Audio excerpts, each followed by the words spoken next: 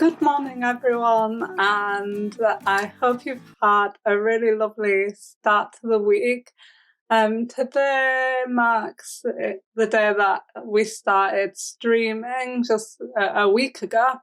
So I was really keen to start sharing about the lessons that we've learned, especially with our experience on Twitch, because we have used Facebook previously, but Twitch has a growing audience and an increasing number of broadcasters each month. So I think we can safely say that live stream is here to stay no matter which platform you use.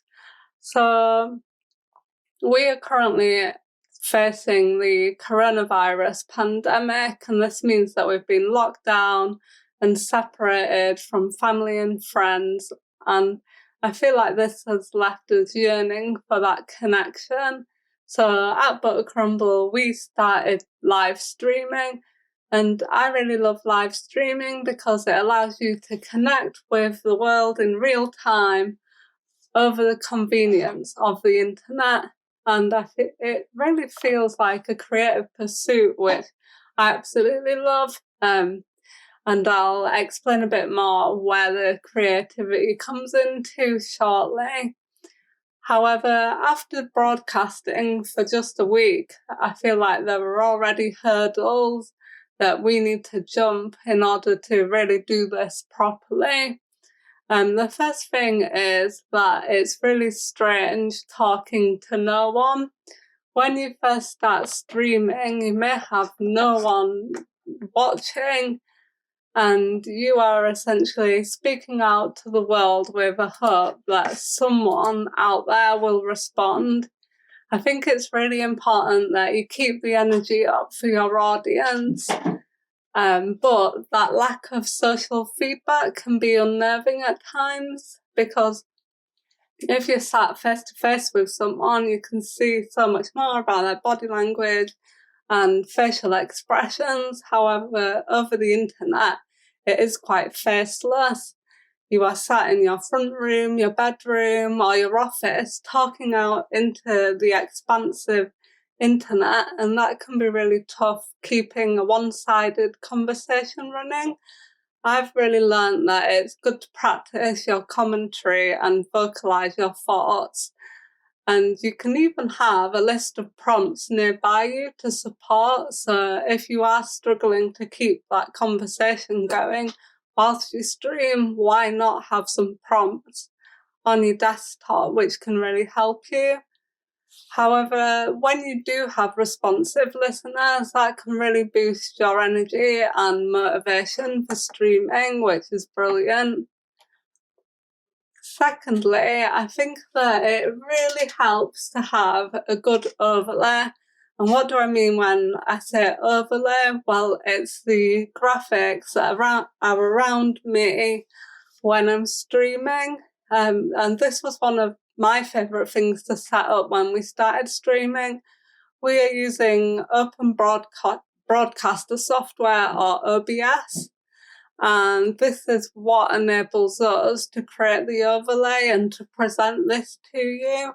So I feel like an overlay can really enhance the experience of your stream.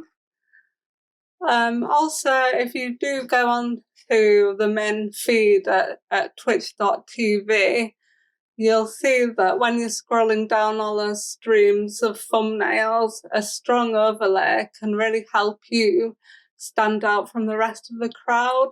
You really don't want to get lost down that stream without a paddle or overlay in this case. I think that the overlay can also help you stay true to your brand and communicate any surplus information. This could include your social handles, recent comments, or even followers. It can encourage your audience to interact with you. And we absolutely loved creating this Buttercrumble one that we're using right now.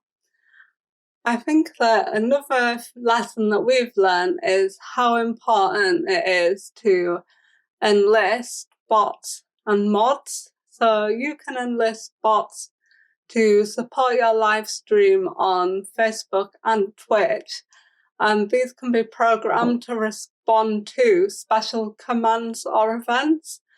For example, they can welcome new followers and help you host polls and giveaways and games while streaming, which again just really boosts that engagement and means that you're not having to work too hard. It's more about working smartly.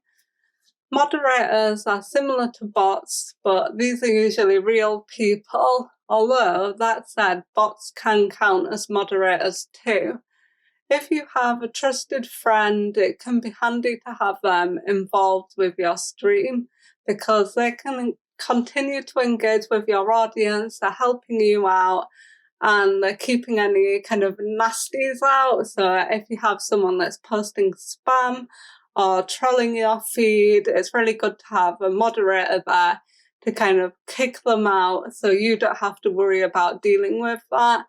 And it means that you can focus on entertaining or informing your viewers. That said, don't worry too much about, oh no, is there trolls out there?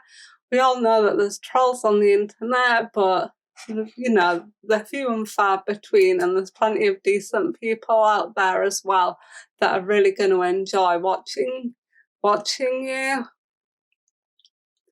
So there are also many gamers, and I would say that especially Twitch is saturated with gamers. However, it's important to note that this audience is still a very relevant audience. The gaming industry is huge and the community is strong. So if they're part of your audience, then really do leverage them.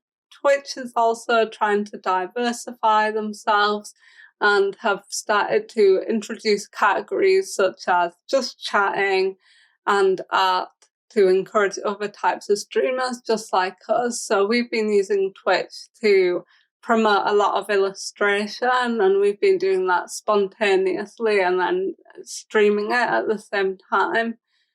I expect that Twitch is probably always going to be quite popular amongst gamers. However, there is an opportunity for brands to be ahead of that curve by nurturing this friendly platform, because it allows you to connect in real time with an interested audience, and it's fun to use. And I think in this age of lockdown, that's so important. We can't just go out and meet people at the moment. So why wouldn't you use something like live streaming to get that real-time connection? Finally, my last lesson is about organisation, and I really do think that organisation is key. Streaming has become more accessible than ever. You can stream from Instagram, Facebook, Twitch, all from your mobile phone. It's just a few buttons pressed and hey presto, you're live broadcasting through the power of the internet. However, I would say that it takes more practice to host an really engaging and informative stream, and that's something that we're still working on, and we're just trying to produce more content as we grow. So content is really important, but you also need to think about your broadcasting software like Streamlabs, and you need to ensure your bot is working in the chat, you've got your moderators on hand, and also your microphone and camera need to be strong. I know that we probably need to think about using a better microphone, but that's going to come, and it's just you don't have to see it as a sprint. It's more of a marathon and just trying to slowly build yourself up. There's also the consideration of music and any other technical settings. I guess that there's so much to think about when starting out, which is why it's important that you're organised, and just having a checklist before you start streaming can really help make sure that you've got everything in order. And finally, I think that sticking to a schedule can help improve your follower base. So maybe get organized with thinking, okay, I want to stream 3 days of the week. What exactly can I stream? And I think that this growing audience and this number of increasing broadcasters each month, it really does mean that live streaming is here to stay. Even following the lockdown, people are still going to be using live stream and video. So it'd be really interesting to find out a bit more about what your live streaming experience has been and what you would maybe like to improve on. Like I said, we're looking to improve on our sound quality and just getting more content out to you. Please do leave me a comment. I'm also going to be editing this video with the hope of uploading it onto YouTube. So please do stay tuned for that. Thank you so much for watching this morning, and I hope that everyone has a brilliant start to the week, and we'll see you again soon. Thanks for watching.